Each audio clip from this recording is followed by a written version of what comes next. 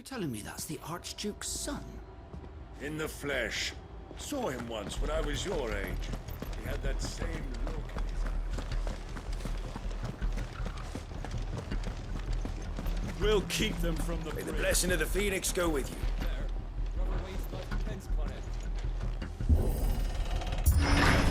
How long have you been pursuing the Black Shields? Since they burned their first village. We tracked down the bastards responsible and fed their corpses to Stillwind. Suffice to say, that got their attention. It's been a game of cat and mouse ever since.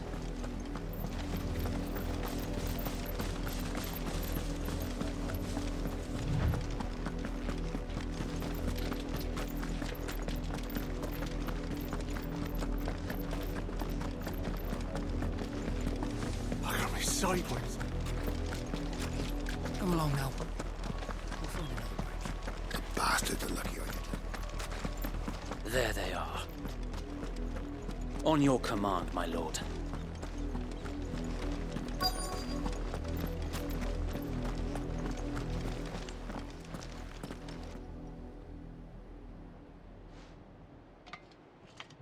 What is it now?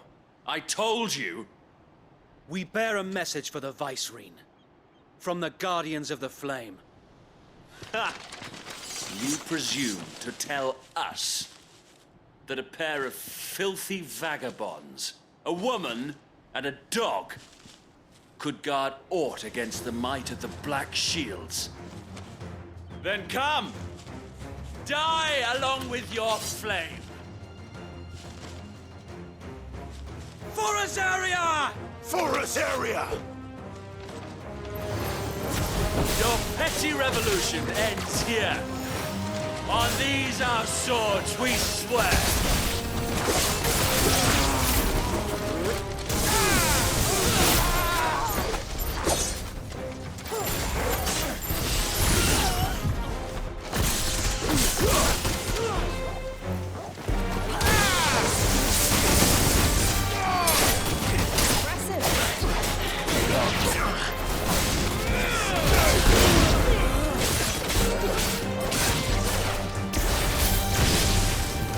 Bloody hell!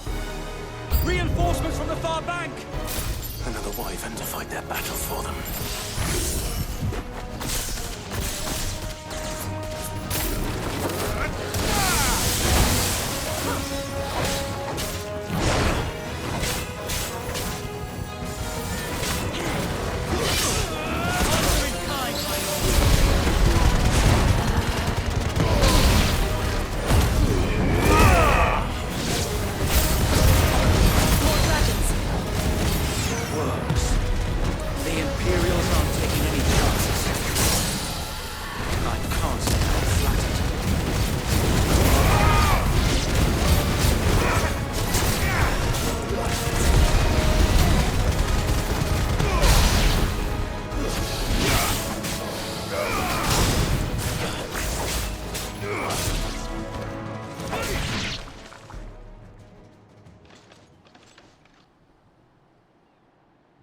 A noble stand, albeit a misguided one.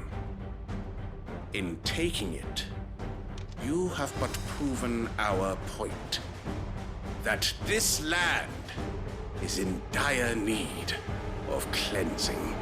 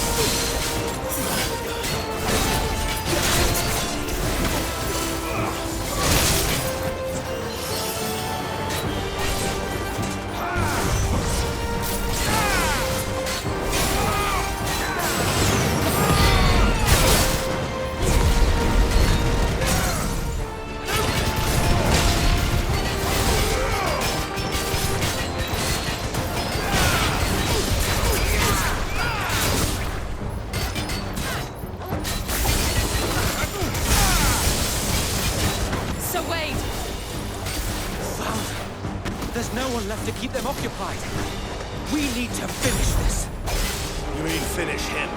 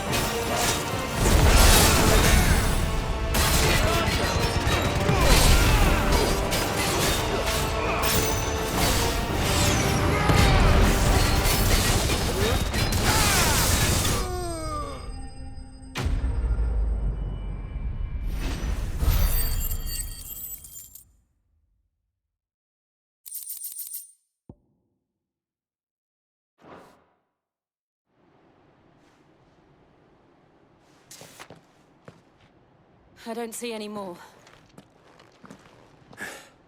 Nor do I. The plan worked. It did. It bloody worked. We sent every last one of the rotten bastards straight to the mud! Lord. Perhaps this will be enough to stop the Cullings. For the time being, at least. Perhaps. Though I doubt my mother will take this loss well. She'll move swiftly to see her minions' ranks replenished. And then it will all begin again. I often wonder if the nation we once knew is gone for good. Her fields rot. Her people starve. We battled to preserve the flame that was, but for every foe we fell, another springs up in its place. Yet be that as it may, it is still our home, and we must fight for it. As we always have, and always will. For as long as the Firebird's flame burns in our hearts, the Duchy cannot die. And her loyal subjects may dream of a day when the Rosarian standard flies over Rosalith once more. So wait, Think we should fall back to Port Isolde before the garrison sends reinforcements? A sound strategy, my lord.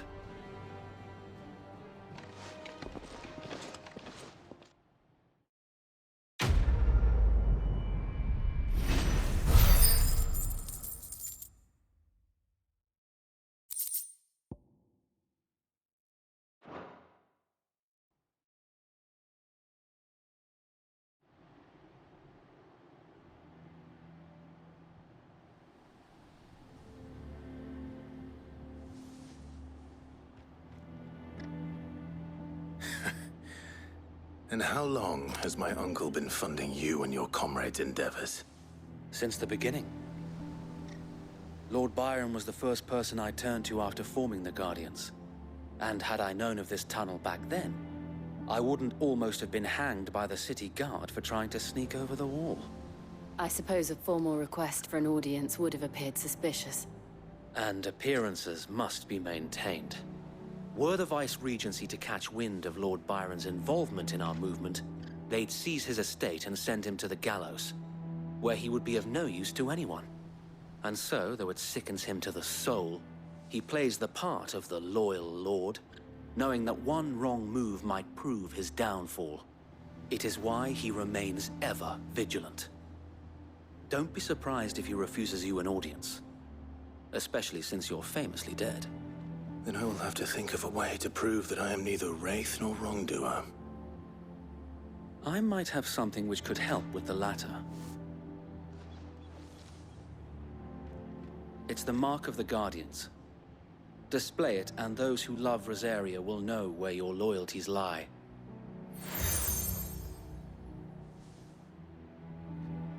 I shall wear it with pride. Be sure that you do. I don't want my men attacking you again. Unless you deserve it. If only Sir Tyler could have been here to see you. Or the Lord Commander. Thank you, Sir Wade. If there is ever anything you need. I know. Go on now, my lord.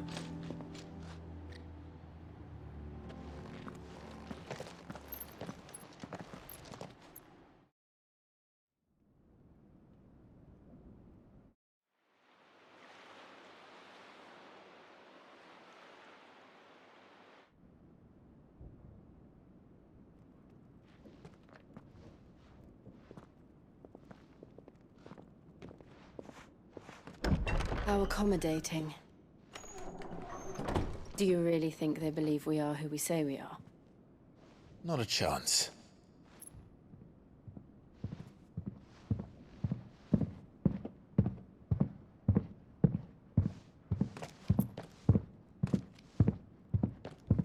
Right, I guess. My uncle believes we're imposters here to rob him. And means to string us up himself.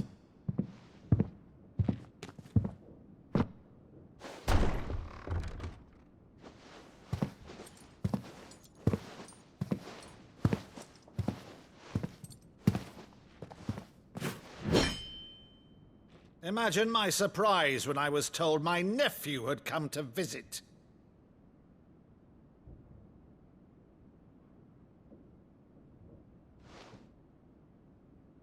Clive Rosfield died long ago. And for uttering his name here, you shall pay with your tongue!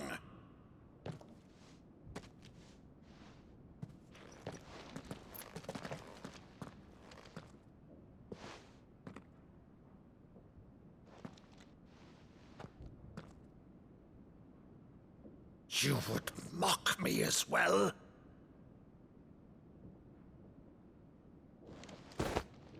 It is I, Sir Crandall of Camelot, loyal servant to Her Serene Holiness, Saint Sybil the Unshod.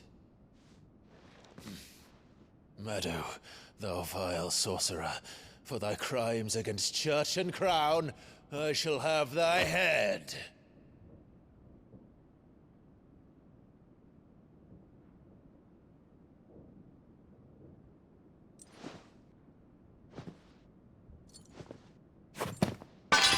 Curse thee, infectious flax wench.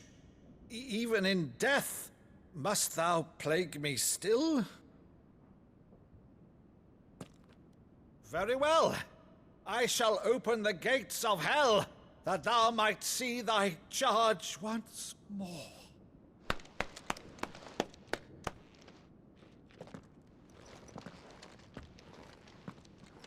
Bravo, Uncle. You're still the finest Maddo in the twins. Oh, Clive, my dear boy, it's really you.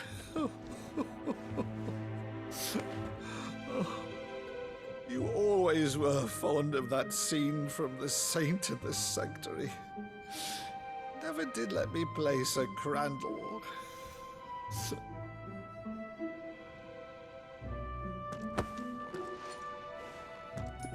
I have a favor to ask, Uncle Byron.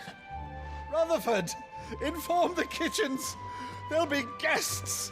We dine immediately. But, Uncle... You can't very well regale me with the tale of your miraculous preservation on an empty stomach. Go on, sit.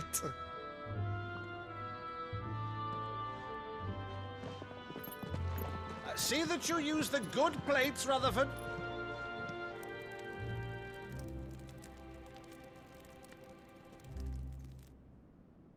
So you arrived late to one of her cullings, did you?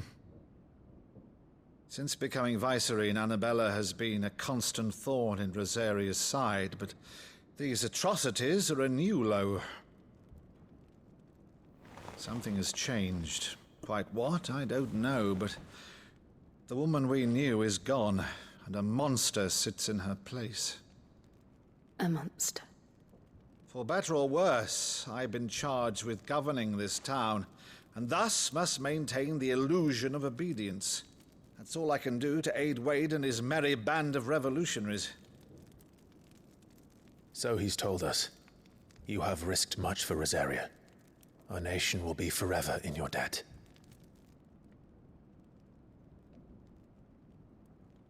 It has been 20 years, Clive. The nation your father and your forefathers fought to defend is no more. Perhaps it would be otherwise had I the courage of my brother.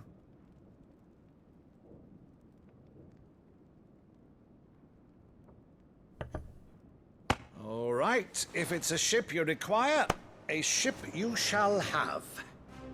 I've a galley in port, but recently relieved of her cargo. She can be outfitted for the voyage in a matter of weeks. So you believe us, then? About everything? Believe you? Ha! Only a fool would believe even half of the things you claim. But until tonight, only a fool would have believed my nephew still lived. And besides, I have it on good authority that Clive is telling the truth. Whose authority? On your own, of course. You've always been a terrible liar. Is that true? It's not untrue. Let's say no more about it, eh? It wouldn't do to linger on my nephew's greatest failing.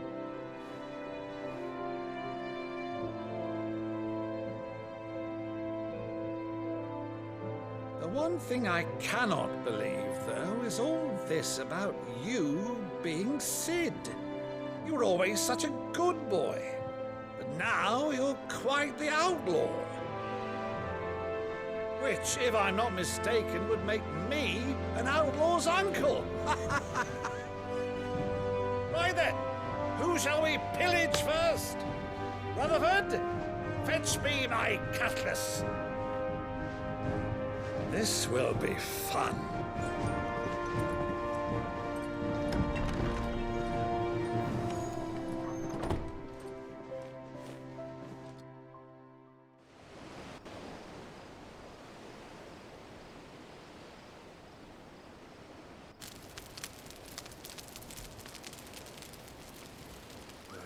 Over there.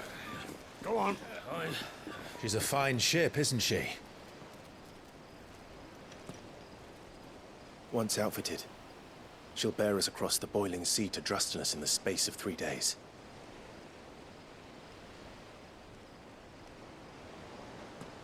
Something on your mind?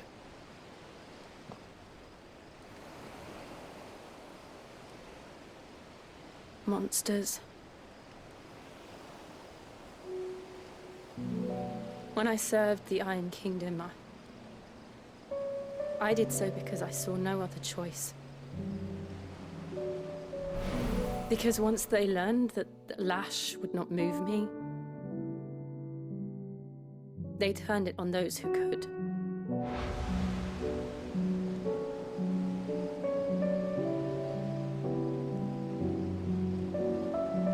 And so I became their puppet.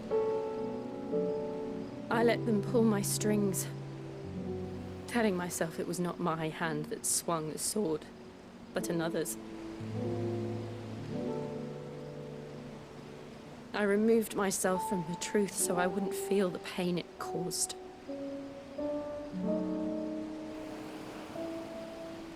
And before I knew it, I no longer felt anything. Anything at all.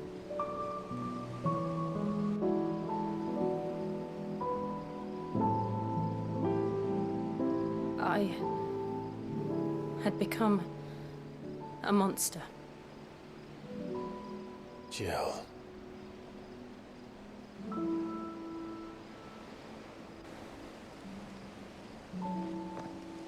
I don't want to be a monster, Clive. Do you understand? I want to choose a different path, a better path. To live on my own terms. But before I can do that, I need to come to terms with my past.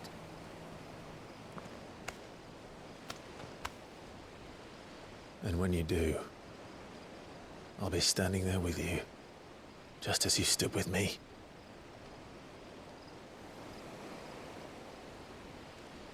Thank you, Clive. I must atone for my sins. Only then, when it's done, will the monster cease to be.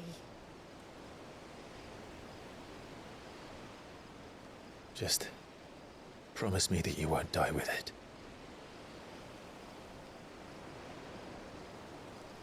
Now, let's get some sleep. The journey back to Benamir is long, and there is much to tell the others.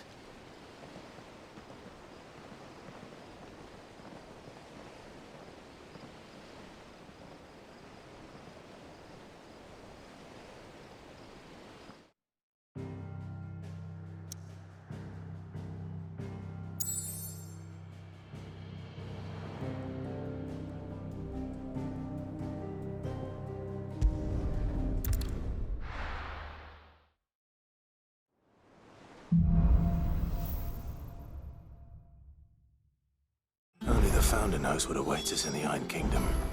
But Vivian could probably make an educated guess.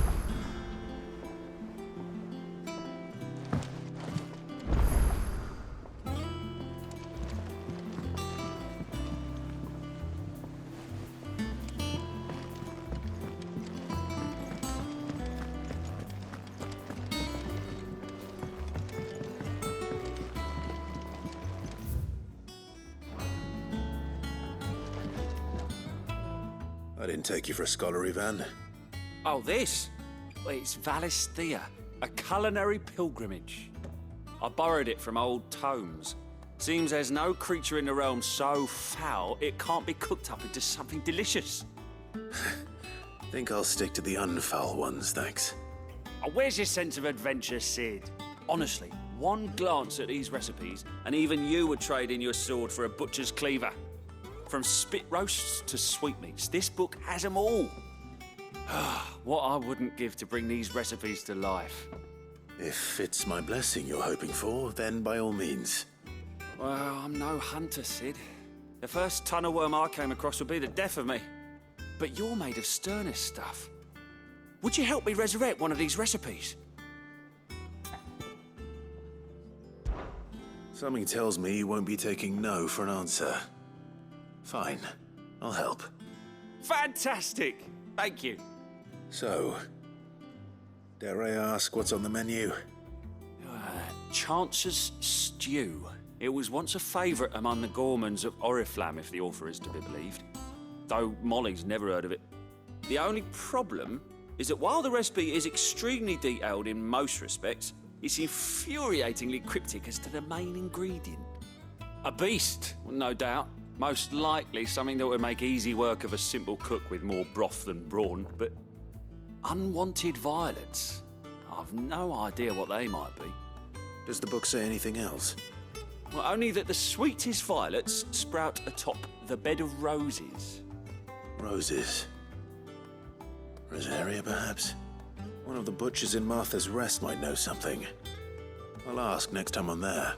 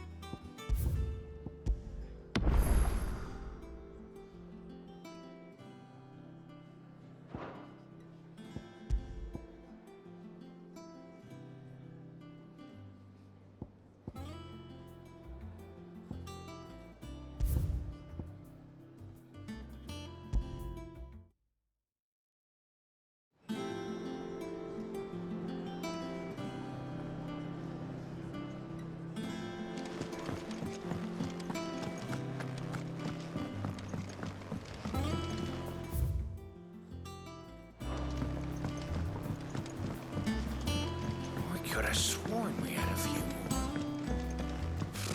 Typical nobles. How did we never There are hear new about billets these being Guardians of the posted Flame? every day. Clive! Oh, am I glad to see you? Is something wrong? It's Blackthorn. He ain't himself. And if I'm honest, he ain't been for a while. Look, normally it only takes a couple of drinks to perk him back up, but not this time. Something's getting him down. And whatever it is, he ain't telling. It's like he's lost his spark, you know? He's barely got enough fire in his belly to get the ump about stuff. But I'm thinking he might if we both bent his ear, because he respects you, innit? So, what do you say? Fine. If you think it will help. I knew you'd understand. But if he doesn't want to talk, we let him be. He'll open up when he's ready. All right. Now, he'll only smell a rat if we both turn up at once. So, I'll go first, and you can meet us at the forge. Wait a bit, then head over when you're ready.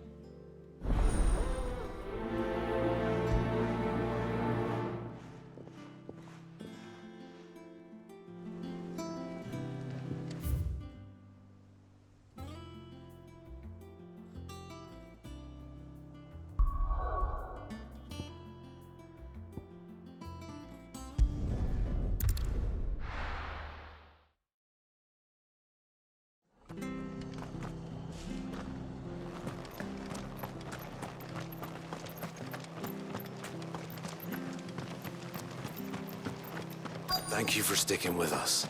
Those of us who are still here have to look after each other, don't we? Ah, welcome. Times may be hard, but if you got the gill, I got the goods. What can I do you for? Unwanted violets, if you have them. Though I'd gladly settle for learning what they are if you don't. Why, I haven't heard folk call them that since I was a lad. You're looking for scorpion tails. Unwanted violets is what folk used to call them back in the day. They turn a wicked purple when you boil them up, hence the name. Used to chuck them in the pot when there weren't nothing else on offer, when there was a war on, that sort of thing. Thankfully, times aren't yet as hard as that. And even if they were, you wouldn't find anyone selling them these days. Do the scorpions still live nearby? I dare say they do. 3 Reeds would be your best bet, if memory serves. Thank you. You've been most helpful.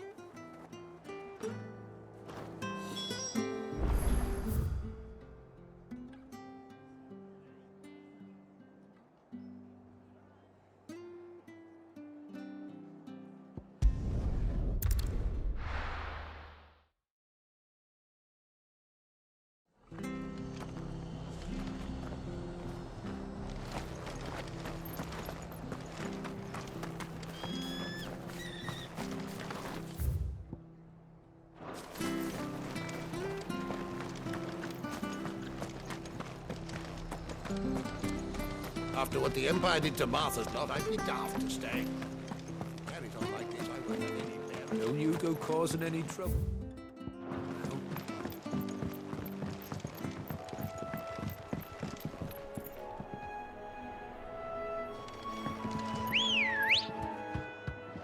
Good girl.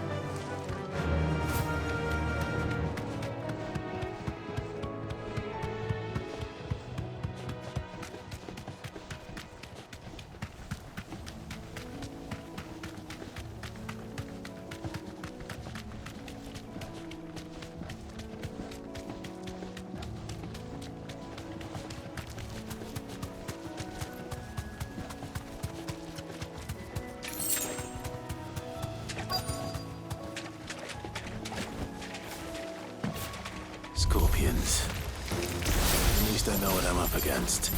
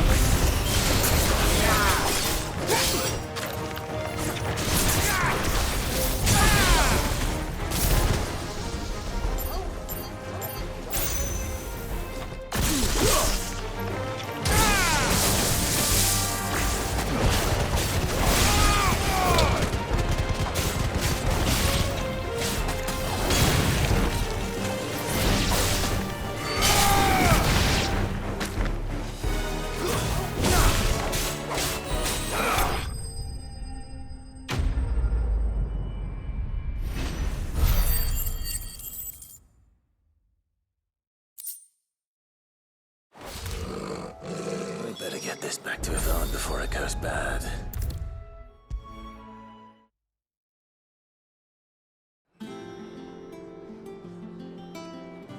Did you find our mystery ingredient?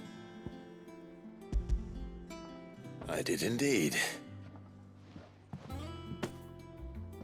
Marvelous! Let's see. What am I supposed to do with this? It's poisonous, surely. You wouldn't be wrong. But that's your unwanted violet. Into the pot it goes, I suppose.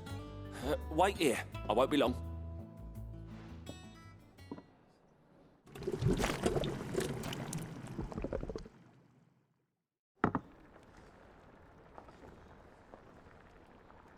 I present Chance's Stew, risen once again from the ashes of obscurity. Grab a spoon, Sid. Let's eat while it's hot. I'm, not hungry. Well, it'll be too late once I've licked the bowl clean. Your loss.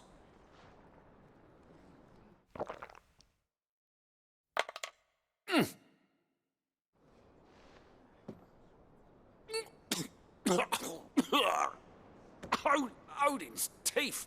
What an assault on the senses. It's like choking on swamp water. And yet, up through the pungency, there rise complex, meaty notes.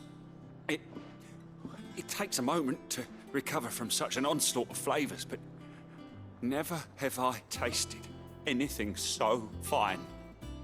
Thank you, Sid. Thank you. You're, welcome. I must share this gift. I won't rest until a steaming bowl of Chance's stew sits before everyone in the hideaway. A single mouthful, and Molly will be breeding scorpions of her own. I'm sure she will.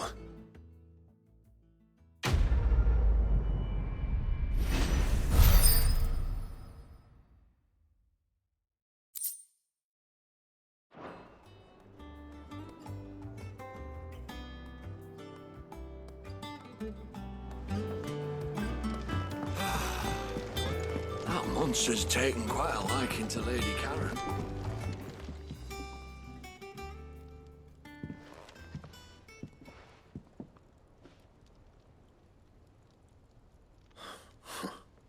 First August, and now you. What are you pair up to? What's it got to do with me? August was worried that something had been weighing on your mind. I thought you might want to talk about it. Did you now? I told you not to stick your nose in my business. What'd you go and do? Clive just wants to help, innit? What's so bad about that? Talk to him.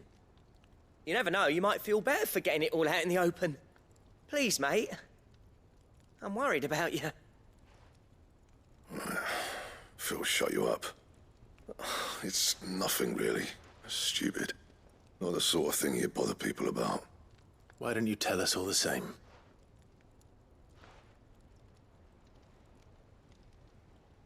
Karen and I have an arrangement. I keep an eye on Goots, and she shows me what the competition's up to. Interesting arms and armor, things like that. Anyway, the other day, she shows me a cuirass she's come by. Masterpiece of level work. Light, supple, and tougher than it had any right to be. Made my stuff look like heavy, clumsy shit.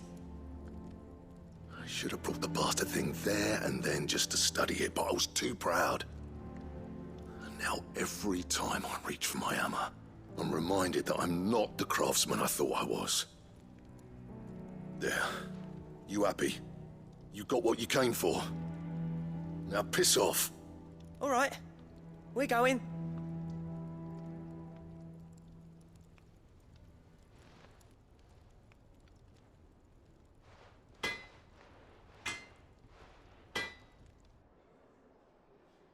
I always thought of old Blackthorn as a bit of a force of nature.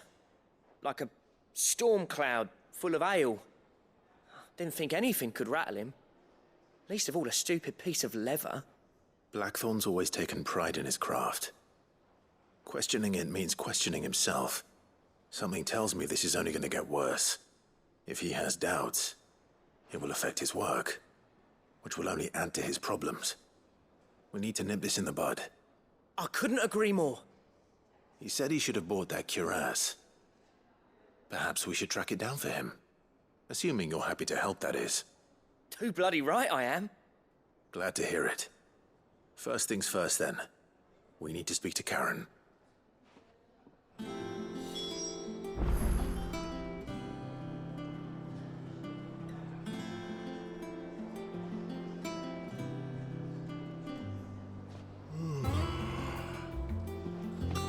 That monster's taken quite a liking to Lady.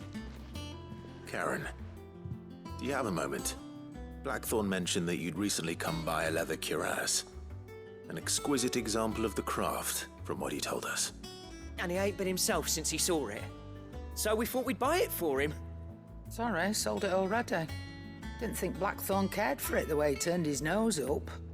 But it was nicely put together, that's for certain. Even if the bloke who made it is a bit of an odd one.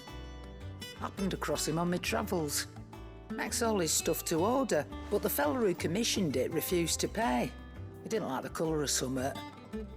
so I took it off his hands for a fair price. You don't know where we might find him, do you? Like I said, he's a bit of an odd one. Doesn't even have a workshop. He don't trust hunters neither, which means he spends as much time out tracking beasties as he does working their hides. I see. He did tell me something, though. Apparently, his next commission's for a set of griffin hide greaves. Here, there's a griffin on the hunt board. The curse breakers were placing bets on who'd bag it. Now, where the bleeding hell was it sighted? Somewhere in Sambrec, maybe? Care Northern, that was it. Thank you, Karen. We'd be lost without you. At least you admit it. So, it sounds like going after that griffin might be the best chance we have of finding our roaming leatherworker. I'll leave the hunting to you if you don't mind. While you get on with that, I'll ask around the markets. See if I can't sniff out who he is and where he's hiding. Good idea. Hopefully one of us will be able to track him down.